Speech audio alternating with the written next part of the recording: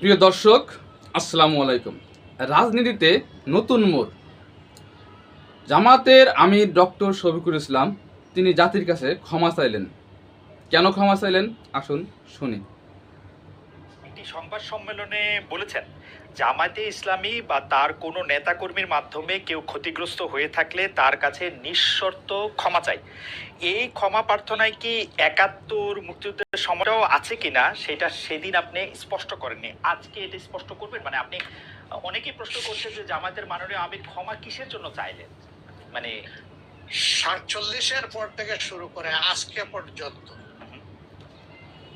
শুধু ৭১ না, ৪৭-এর পর থেকে শুরু করে আজকে পর্যন্ত আমাদের দ্বারা যত মানুষ যত জায়গায় কষ্ট পেয়েছে, কেউ যদি ক্ষতিগ্রস্ত হয়ে থাকে, সেই মানুষগুলো তাদের সকলের কাছে আমি বিনা শর্তে ক্ষমা চেয়েছি। কেন ক্ষমা চেয়েছি?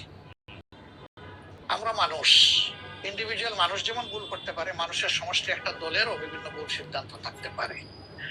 কোনটা ভুল কোনটা সঠিক ইতিহাস এটা নির্ধারণ করবে। আজকে যেটাকে ভুল বলা হচ্ছে, কালকে এটাই হয়তো সবচেয়ে বড় সঠিক হিসাবে প্রমাণিত হবে। আর ইতিহাসের পালাবদলে রাজনীতিতে সবাই জিতে না, কেউ জিতে কেউ হারে।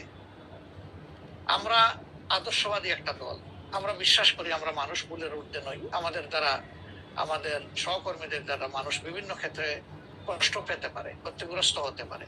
আমি সব কিছুর জন্য কোনো শর্ত আরোপ না করেই মাপ চেয়েছি। ওকে, মানে ৪৭ এবং থেকে মাপ চাওয়ার মধ্যে কোনো পরাজয় নাই, লজ্জা নেই। অবশ্যই নাই। ৪৭ থেকে আজ পর্যন্ত যে কোনো কিছুর জন্য মানুষ আপনাদের কাছ থেকে যদি কোনো ধরনের আঘাত পেয়ে থাকে, তার জন্য আপনি দুঃখ প্রকাশ করেছেন বা ক্ষমা চেয়েছেন।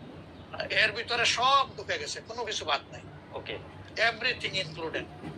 আচ্ছা। এবং এটা আনকন্ডিশনাল, মানে অ্যাপোলজি দিয়ে আনকন্ডিশনাল পার্ডন সিক করেছি।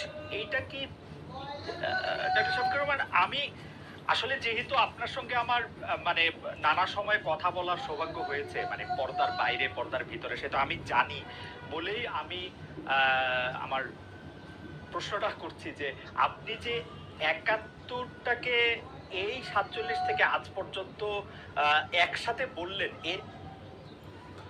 ধন্যবাদ।